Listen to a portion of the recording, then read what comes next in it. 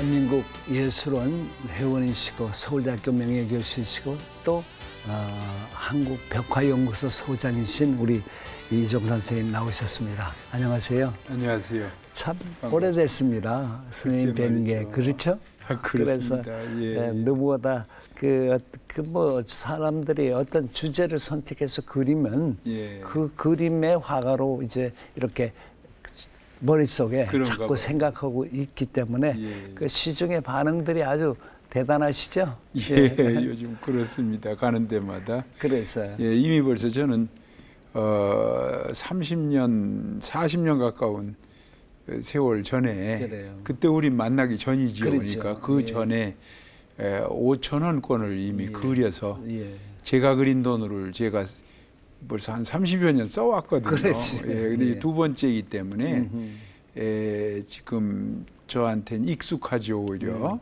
익숙한데 이번에는 이제 최고액권인데다가 또 예술가를 그렸지 않습니까? 예, 그래서 더욱더들 그 관심들이 많으신 것 같아요. 최고액권의 여성이 예술가가 나온 게 세계 최초라고 합니다. 그렇죠. 예, 예. 자랑스러운 거 아닌가 싶어요. 저희 민족이 그만큼 문화 수준이 높아졌다는 그 얘기니까. 사실은 예. 우리가 화폐에 등장하는 인물의 그 의미들이 예. 그 나라에 속해 있는 어떤 문화적 집결체의 어떤 그렇습니다. 상징성을 가지고 있고 그렇습니다. 그 삶의 어떤 가장 정수적인 내용들을 그렇죠. 담아서 그 화폐에 담지 않습니까? 그렇죠. 그런 것이 어찌 보면 그냥 화가로서도 자랑이 동시에 예. 우리 국민들이 사랑하고 아끼는 것이 무엇인가를 보여주는 계기도 되리라 이런 생각도 해봅니다. 예. 예.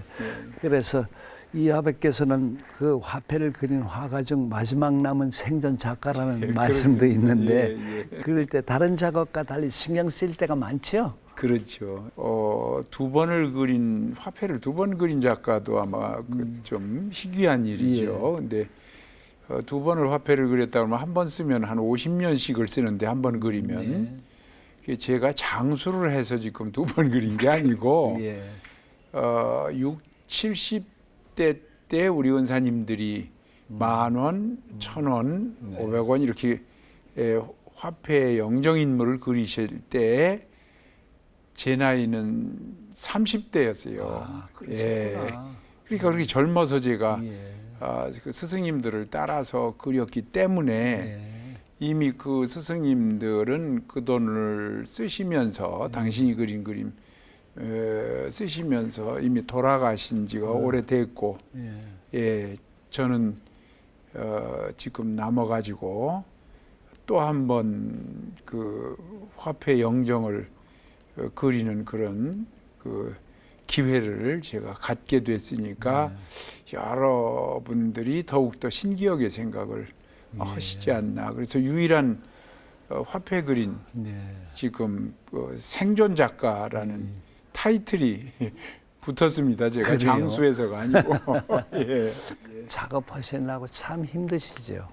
예, 그렇습니다. 정년을 해서 조금 좀 시간이 이제 저희는 정년을 하면은 제 화실로 들어가서 이제 강의를 놓고 본업을 하는 이런 시기라고 저는 생각을 했어요. 그런데 역시 정년을 했는데 강의도 더 많이 이렇게 들어오고 그렇죠. 할 일이 또 나이 먹은 대로 또 많이 생기더라고요. 그래요. 그래서 사회에 제가 도움이 되고 공헌할 수 있는 길이라면 아직은 건강하니까 그래요. 우리 박 선생님처럼 저도 그래요. 봉사를 좀 더 하겠습니다. 그래요.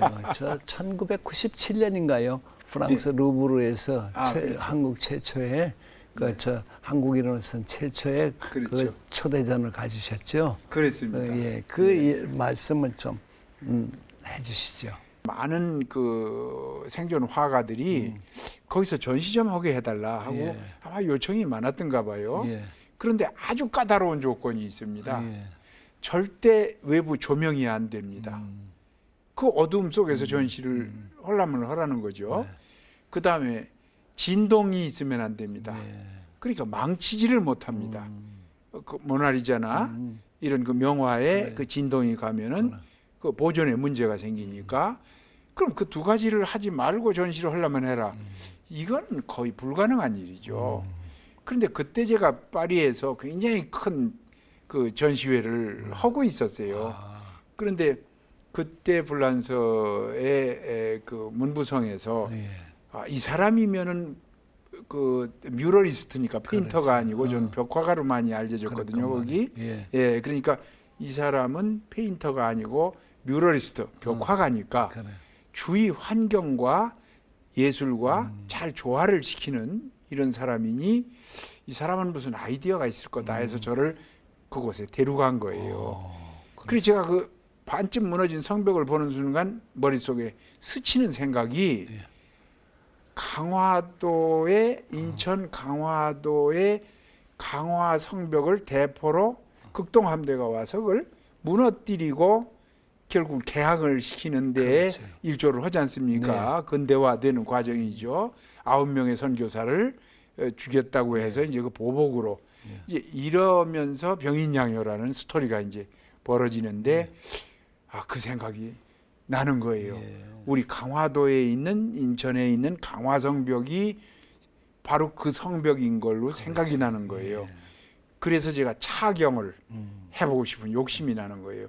근데 그 당신네들 대포로 우리나라에 보복하러 와서 이렇게 문여놨다는 거를 그 자리에서 아이디어를 얘기를 하면 못 들어오게 할 것 같아요, 저를. 그러니까 제가 일체 얘기 안 하고 망치질 안 하겠다. 조명 안 하겠다. 그 조건 다 들어주고 난 여기다가 72m에 6m 높이 그 어마어마한 한 그림이 큰 거를 하겠다고 했어요, 제가. 참 어느 작품이든 그 전시회를 어느 그렇게 문화적 자존심이 강한 프랑스 루브르 박물관에서 벌어졌던 것은 참으로 우리들에게 자랑스러운 일이라 생각이 됩니다. 선생님은 또 독도에 관심을 가져서 700여 점에 왜 그렇게 집중적으로 독도를 이제 관심을 가지게 되셨습니까?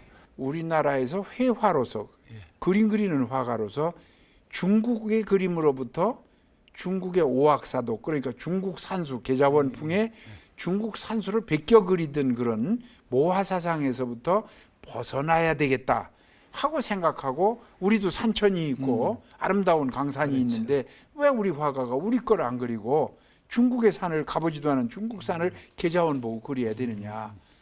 이렇게 자각을 하신 분이 겸재정선이에요. 그래서 그때 돌아가신 최순욱 관장님을 찾아가서 그 박물관장님이셨는데 한국의 화가로서 혹시 독도를 그린 화가가 있으면 제가 안 가도 되고 있습니까 없습니까 조사 좀 해주십시오 그랬더니 한 3개월 걸려서 조사를 하시고 아무도 독도를 그린 사람이 없다는 거예요.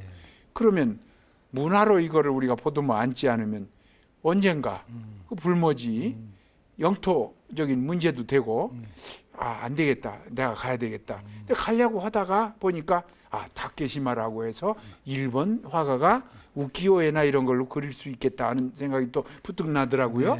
일본 사람이 그랬으면 제가 가나마나 아니에요? 그렇죠. 그래서 죄송하지만 전 일본 교육을 안 배워서 일본을 잘 모릅니다. 관장님께서 일본을 좀 다시 조사를 해주세요. 일본에 누가 다케시마를 그린 화가가 있는가? 다시 또 조사를 해주셨어요. 아무도 없대요. 일본에도. 그럼 누가 가야 되겠습니까? 겸재정선 선생님께서 자각을 하고 우리 미술의 독립선을 시작을 하신 분이면 손가락질을 해주신 분이면 그 손가락이 간 방향으로 후학인 제가 가야 되지 않겠습니까? 그분은 거기를 가리키시고 있는 게 저한테는 보였어요. 그래서 제가 그럼 내가 가야 되겠다. 그래서 이 불모지인 독도에 풀은 안 자랄지 모르지만 문화는 얼마든지 자랄 수 있다. 그래서 제가 독도 문화 심기 운동 본부장을 자처하면서 풀은 갖다 못 심겠지만 문화는 심을 수 있다. 이 문화는 패가지를 못하니까. 이래서 제가 붓으로 영토도 지킬 겸 문화도 심을 겸 해서 1977년도에 제가 들어가서 꾸준히 그리고 DOKDO라고 제가 꾸며서 그냥 발음 나는 대로 써가지고 유럽 전시할 때마다 디오 예. 그 작품을 계속해서 제가 냈습니다. 이정상 화백님의 말씀을 듣다 보니까 그 투철한 어떤 작가 정신, 그 우리들이 말하는 가슴 속에 있는 예술혼이랄까 이런 것들이, 근데 아버님한테서 또 그 그림을 배우셨다며요. 예, 그래. 아주 뭐 제가 언어를 배우기 시작하면서 제일 먼저 말귀가 트이면서 들은 것이 네. 솔거, 예. 그 새가 떨어져 예. 죽었다는 솔거 얘기하고, 어느 시대 사람인지 제가 모르지만 하여간 아버님한테 들은 얘기예요. 솔거 얘기를 들었고 그 다음에 들은 것이 응노형이에요. 예. 응노형. 예. 응노형이 전 누군지 모르죠. 그렇죠. 그런데 솔거는 참새가 떨어져 죽었다고 했고, 응노형은 삽에다가 이렇게 쥐가 있는 거를 목탄으로 이렇게 그려서 삽을 이렇게 우물가에다 갖다가 이렇게 놓으면은 물동이고 일어나는 여인들이 삽 위에 이렇게 그 쥐들이 오글오글한 걸 보고서 어머나 하고 그냥 물동이를 깼답니다. 네. 그러니까 참새가 소나무에 앉으려다 떨어져 죽은 거나 네. 물동이에 쥐를 보고 물동이를 깬 거나 네. 어린 저에게는 두 가지가 다 얼마나 잘 그렸으면 그래. 그럴까 하는 생각을 막연히 한 거죠. 당시 상황을 예. 우리 화면으로 한번 보시겠습니다. 예.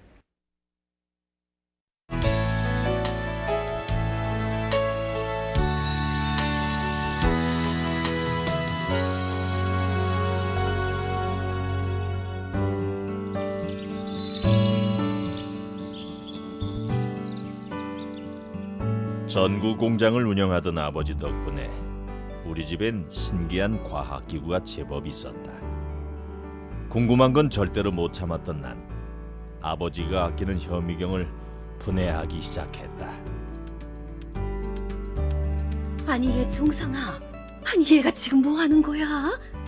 어머니, 현미경 속이 어떻게 생겼나 궁금해서요. 아이고 얘가, 아니 이게 얼마나 귀한 물건인데. 아니 아버지가 아시려면 어쩌려고? 얘 얼른 구석에 숨겨놓거라, 얼른. 네. 자식 교육 면에서는 누구보다 엄격하신 아버지. 볼호령이 떨어질 생각을 하니까 덜컥 겁이 났다.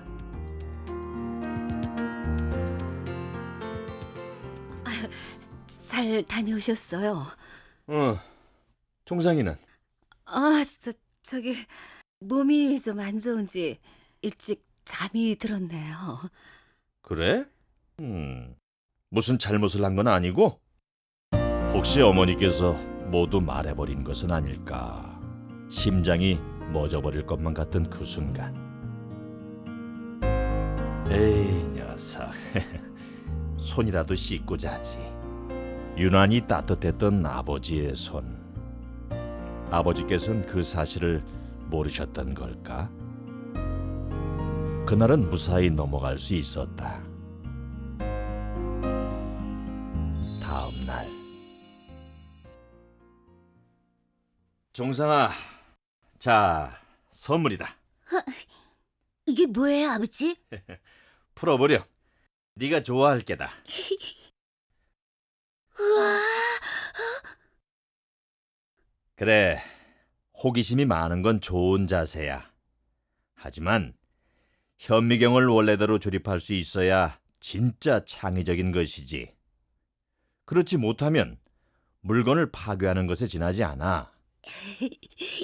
고맙습니다, 아버지. 그래, 다시 조립할 자신이 없으면 다음부터는 분해할 때 순서대로 그림을 그려보거라. 자, 이 드라이버는 어떻게 쓰는 거냐면, 그때는 미처 몰랐던 아버지의 깊은 뜻, 그 깨우침은 훗날 작품 활동을 하는데 큰 밑거름이 됐다. 그림을 잘 그린다고 늘 칭찬을 해주셨던 아버지. 덕분에 난 작은 종이 안에 큰 꿈을 키워갔고, 미술대학 재학 중 국선에서 특선을 한 것을 시작으로 난 아버지의 평생 소원이었던 화가로 살게 됐다.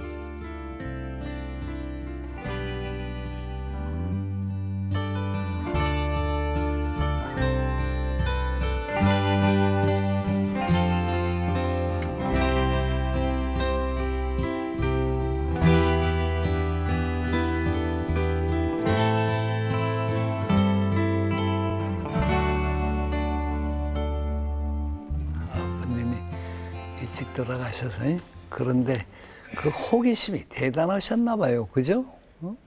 예, 장난도 심했고 궁금한 거는 지금도 그래요. 그거는 그래, 집사람이 그 병 또 도졌다고 하죠. 예, 아이, 궁금한 건 옛날에도 못 참았고 지금도 저 길이 어디로 뚫렸을까? 이런 집사람 옆에 다 태우고서 그냥 그 길을 기어코 알아서 이렇게 조감도로 그걸 지도를 머릿속에 그릴 수 있어야 지금도 직성이 풀리거든요. 근데 옛날에도 저렇게 아버지 현미경을 죄 갖다 부셔가지고 애들 왜 이렇게 햇빛에서 이렇게 따갑잖아요. 그렇게 하다가 렌즈를 애들한테 선배들한테 뺏기고 저 다 망가뜨리고 그랬어요. 그런데 어머니하고 하시는 말씀 이렇게 들어보면은 저 작은 놈은 내가 못했던 화가의 길을 좀 가게 해야 될 텐데 일찍 돌아가시려고 그 말씀을 그렇게 어머니한테 부탁하셨나 봐요. 그렇게 해서 하셨는데 너무 일찍 돌아가셨어요. 일찍 돌아가셔가지고 제가 초등학교도 제대로 졸업하지 못했을 때 돌아가셔서 사업을 하시다가 그렇게 돌아가셔가지고 지금까지 계속해서 그 아버지의 꿈을 제가 이룰 수 있는 그런 아들이 될 수 있는가 이런 거를 항상 제가 되돌아보고 성찰을 하고 죄송한 마음 가지고 있습니다. 지금 저 어머니가 화면을 고생 많이 하셨겠어요. 그죠? 예, 그 어머니가 정말 뭐 손에 물 한 방울 안 튀기시던 분이 갑자기 졸지에 그렇게 돼서 고향으로 이제 피난을 갔는데 어머님 성격이 또 대단하세요. 그래서 누구한테 신세 지는 거를 신세 지지 말라는 게 아니라 신세를 졌으면 평생을 잊지 말라는 거예요. 그리고 잊으려거든 신세를 지지 말라는 거예요. 그냥 꿈더라도. 그래서 제가 고향에 가서 어머니는 광주리 장사를 하시고 일같이 가면 얼마든지 잘 살 수 있었는데 그러셨어요. 그렇게 하시고 저하고 형은 나무 장사했습니다. 그 험한 고생을 했는데 지금은 제가 그림 그리는데 그게 상당히 좋은 경험으로 지금 다가옵니다. 그때 제가 아버지를 많이 닮았어요. 그 제 나무를 산 분이 그 아버지가 그 데리고 있던 아래 부하였었던 것 같아요. 너 좀 이리 와라. 너 아무개 저 아들 아니냐 이래서 제가 아주 자랑스럽게 그렇다고 그랬더니 쌀을 한 말 제 등에 지어주시는 거예요. 제 그때 나무값은 한 대밖도 안 됐는데 그래 전 어머니한테 자랑하려고 그거를 지고 막 왔더니 이게 웬 거냐 해서 사실대로 말씀드렸더니 너 그분 그 고마움을 서울에 이제 이 난리 끝나면 올라갈 텐데 평생 안 잊을 수 있는가 생각하래요. 저 생각해보래요. 자신이 없었어요. 그때 어렸을 때인데도 서울 가면 다 잊어버릴 것 같아요. 다시는 안 올 것 같아요. 거기 너무 고생한 게 지겨워서. 그래서 자신 없다고 그랬어요. 잊어버릴 것 같다고. 그럼 갖다 주거라. 갖다 드리거라. 그래서 그 밤에 울면서 그 쌀 한 마를 도로 치고 갖다 드린 경험이 있어요. 예. 그런 어머니의 무서운 교육을 받았기 때문에 서울에 수복해서 올라와서도 친정집이 괜찮게 살으셨는데 이모 댁이나 외조모님 댁에 안 가고 저는 노숙했어요. 서울역 대합실에서. 예. 대학 생활 어려웠겠어요. 그죠? 그러면 그러니까 노동자들하고 같이 제가 그러니까 모델은 많이 제가 돈 안 들이고 많이 그 스케치를 했죠. 그래요. 그래서 제가 국전에 바로 그 제 생활 속의 노동자들을 그려서 3학년 때 냈더니 뜻밖의 특선을 하는 거예요. 그것이 제 화가로서의 첫 데뷔가 된 겁니다. 노동자를 그랬어요. 그래요. 예. 참 돌아보면 어려운 일도 많았고 예. 선생님 이제 이렇게 사시면서 화가 되는 걸 보지도 못하고 아버님 돌아가셨지요. 39에 가셨다고 그러셨는데 또 어머니도 얼마나 고생하셨습니까. 지금 이제 우리나라를 대표하는 하나의 화가로서 그 부모님, 아버님이나 어머님에게 드리고 싶은 말씀 있으시면 한마디 좀 말씀해 주시죠.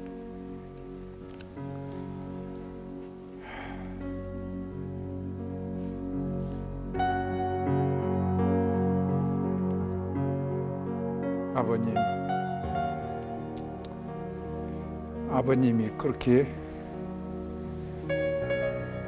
원하시던 아버님이 이루지 못하고 일찍 돌아가시면서 작은 놈 화가를 만들라고 어머니한테 그렇게 부탁을 하셨던 종상이가 대한민국 예술원 회원이 되고 오늘날 이 자리에까지 나와 아버님께 이런 말씀을 제가 아뢰는 기회를 가졌습니다.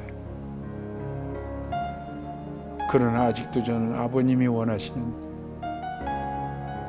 그런 좋은 화가가 되기에는 부족함이 너무 많으리라고 생각합니다. 하늘나라에서 저를 계속 보듬어 주시고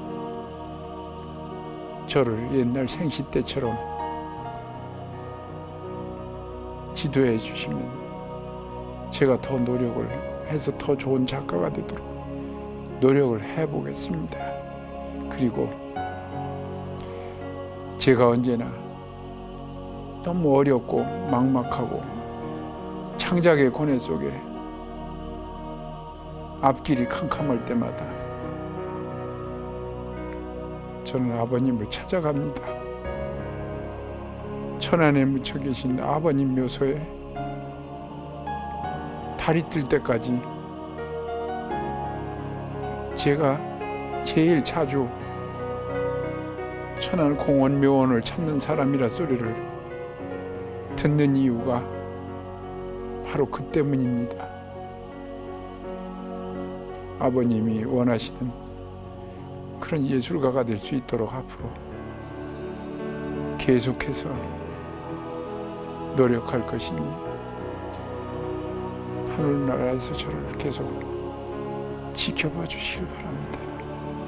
아버님 감사합니다.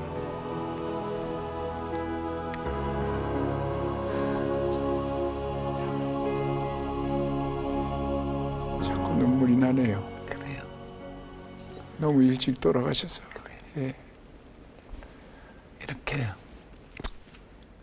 정말 어떻게 보면 화가로 살아온 길밖에 없는 우리 일랑 이종상 선생님이 그 아버님이 영감의 원천이 되고 모든 것에 어려울 때마다 가서 기댈 수 있는 언덕이 그곳밖에 없어서 찾아간다는 고백 속에서는 무엇을 위해서 어떻게 해서 살아왔는가 하는 것에 대한 이야기를 다 알아들을 수 있습니다. 자, 이제 선생님 이제 앞으로 현대미술계의 거목이시니까 좀 더 많은 좋은 작품들 만들어내셔서 우리들을 평생 우리 후손들에게 남기시는 그림이 있으시길 바랍니다. 오늘 나와주셔서 감사합니다. 너무 감사합니다. 네. 오늘.